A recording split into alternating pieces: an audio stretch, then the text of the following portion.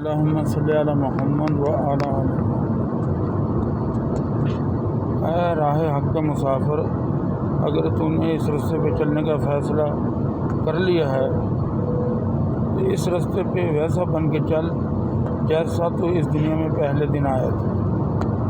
جب تو پیدا ہوا تھا نہ تو تیرے ہاتھ میں نیکیاں تھیں نہ ہی اور گناہ تھے۔ تو ایک معصوم سے روپ میں اس دنیا میں آیا۔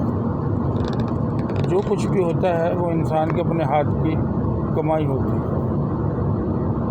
دوستوں سے درخواست کروں گا چینل کو لائک بھی کریں، سبسکرائب بھی کریں، اور اپنے راستے میں کبھی کانٹے نہ بچھائیں، اور اپنے راستے کے کانٹوں کو ایسے چن جیسے کہ چننے کا حق ہے۔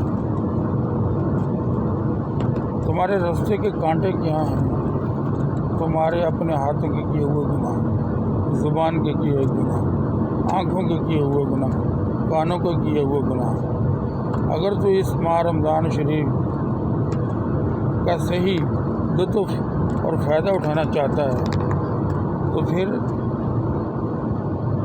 اپنے سے یہ سارے کانٹے دور کر دیں۔ سفر میں ہوں، ویڈیو کی کوالٹی تھوڑی سی ویک ہو سکتی ہے، دوستوں سے معذرت کروں۔ تو تمہارے راستے کے کانٹے کیا ہیں؟ کسی کی غیبت کرنا، کسی کا حق مار جانا، کسی کو دکھ دینا، کسی کو تکلیف دینا، اور کسی کے لیے اپنے دل میں بغض رکھنا، یہ ہیں وہ تمہارے راستے کے کانٹے۔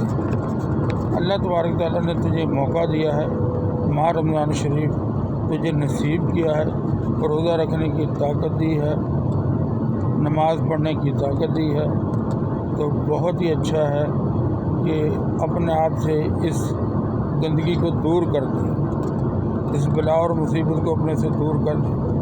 یقین جان ساری رات نفل پڑھنے سے وہ روحانی ترقی نہیں ملے گی جتنی ترقی یہ کانٹے اپنے سے دور کرنے سے ملے گی، کیونکہ جس انسان کا دل پاک ہو، صاف ہو، اسی کے لیے کہا گیا قلب مومن عرش معلیٰ۔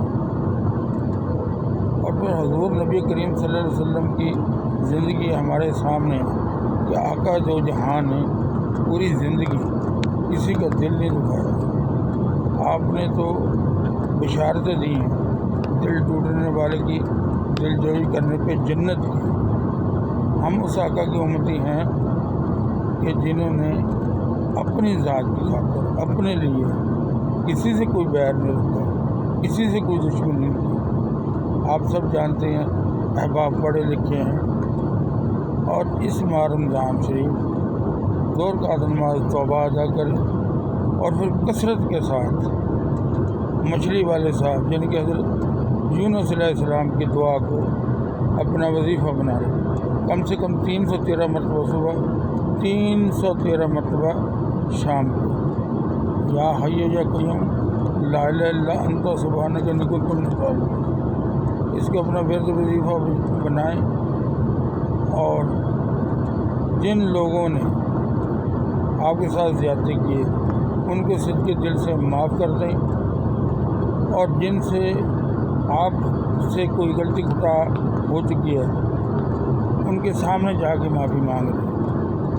کچھ گناہ، کچھ غلطیاں ایسی ہوتی ہیں کہ انسان اپنے آپ سے بھی چھپاتا ہے۔ اب اس کے لیے کیا کیا جائے؟ اس کے لیے یہ کیا جائے کہ اپنے اللہ کے آگے درخواست کرے، اپنے اللہ کو اپنا سفارشی بنائے کہ مولا کریم یہ گناہ مجھ سے ہو گیا، اس بندے کا میں سامنا نہیں کر سکتا، لہذا اس سے معافی تو دلوا دے، اس کے دل میں میرے لیے رحم ڈال دے۔ یہ بہترین آپ کا فیصلہ ہوگا۔ جہاں آپ جا سکتے ہیں ان سے جا کے معافی مانگیں، اور تو جو روحانیت کا مسافر ہے تو حق کا مسافر ہے، حق کے راستے کا مسافر ہے، اور حق کے راستے کا مسافر جو ہوتا ہے وہ اپنے ساتھ ایسی چیزیں لے کر نہیں چلتا جو چیزیں ہمارے معاشرے میں ہیں۔ وہ اپنے ساتھ غصہ، کینہ،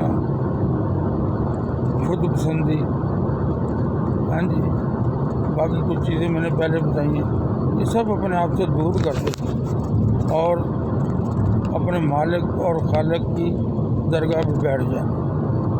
وہ اپنے دربار سے کسی کو نہیں دھتکار کریں. آپ جانتے نہیں ہیں کہ میرے اور آپ کے آقا نے غاشی کو معاف کر دی، جس نے سیدنا امیر حمزہ کو شہید کیا.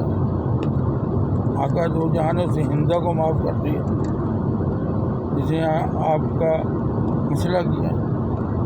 تو آپ کو بھی چاہیے کہ اپنے دلوں کو نرم کریں اور کثرت کے ساتھ آپ جتنی زیادہ استغفار کریں گے، اتنا زیادہ درود شریف پڑھیں گے، اتنا ہی آپ کا دل نرم ہوگا. آپ اللہ کی بارگاہ میں قبول و منظور سمجھ جائیں گے. السلام علیکم ورحمۃ اللہ وبرکاتہ.